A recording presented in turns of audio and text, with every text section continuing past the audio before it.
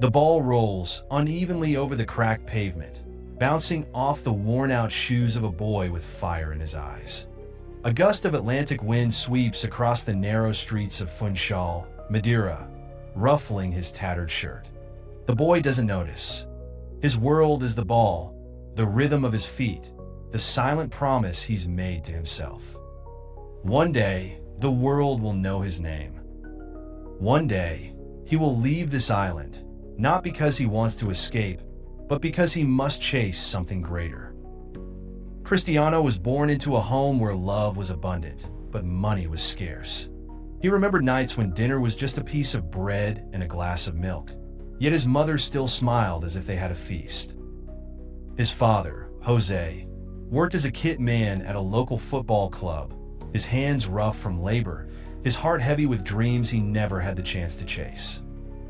His mother, Dolores, toiled day and night as a cook and cleaner, her sacrifices stitched into every meal, every worn piece of clothing, every whispered prayer at night.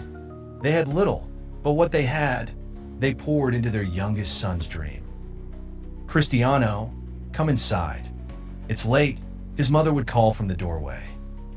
But the boy would shake his head, breathless, sweat-drenched, the ball still at his feet. Just a little longer, May. Just a little longer. Did he know, even then, that time was not something he could waste? That every missed training session could mean the difference between fading into obscurity or making history? That every extra kick, every drop of sweat was a step closer to something extraordinary? Perhaps. Or perhaps it was simply hunger, the kind that doesn't fade with food, but with victory. At 12, he left everything behind. The island, the comfort of home, the familiar streets where his feet had memorized every dip and crack. He boarded a plane to Lisbon, to the sporting CP Academy, where dreams were sharpened into reality through discipline and pain. He was just a boy, lonely, homesick, fighting back tears in the darkness of a dormitory that smelled of unfamiliarity. He missed his mother's cooking, his father's quiet pride, and his siblings' laughter. But he would not turn back. How does a child withstand such solitude? How does he find the strength to carry on when the nights stretch long and the homesickness gnaws at his resolve? Would you have done the same? Would you have endured the whispers, the mocking voices that called him too skinny, too weak? He didn't fight back with words, he fought back with work. Early mornings, late nights. His body, his mind, his entire being dedicated to a singular purpose. Coaches watched in awe as the scrawny boy from Madeira outworked everyone. Teammates marveled at his obsession, his relentless hunger. He trained when others rested and practiced when others celebrated. His feet bled, his muscles ached, but he refused to be anything less than exceptional.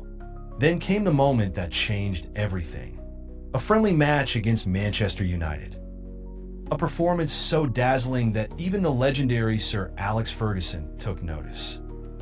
A handshake, a signature, and just like that, the boy who once juggled a ball through the streets of Funchal was on his way to England. To the Premier League, to the world. But success does not erase struggle, it only reshapes it. In Manchester, the challenges were new, the expectations suffocating. The media scrutinized his every move. Opponents tested his patience, his resilience. Could he handle it? Could he rise above the noise, the pressure, the weight of an entire club's expectations? He could. He did. With every breathtaking goal, every dazzling run, every impossible feat of athleticism, he silenced the doubters. He became more than a footballer. He became a phenomenon. Titles followed. Awards, records, triumphs. Yet, through it all, he never forgot the boy who kicked a ball against a broken wall in Madeira. He never forgot the sacrifices. The nights his mother went to bed hungry so he could eat, the quiet, unwavering belief of his father, the island that shaped him. There were moments of heartbreak too. The night his father passed, Cristiano sat alone in his room, staring at the ceiling, feeling the weight of dreams that could no longer be shared. The loss of his father, a wound that no victory could heal. Standing on the world's biggest stages, lifting trophies, yet knowing that the man who first introduced him to football wasn't there to see it. But even in grief, he found strength. He honored his father not with tears, but with triumphs, with the relentless pursuit of greatness. And now, as his name echoes across stadiums, as millions were his number, as children from every corner of the world dream of being like him, he stands as proof that no dream is too distant, no obstacle too great. So, what about you? Do you have the dedication to endure the late nights, the failures, the sacrifices? What dream burns in your heart? What are you willing to sacrifice?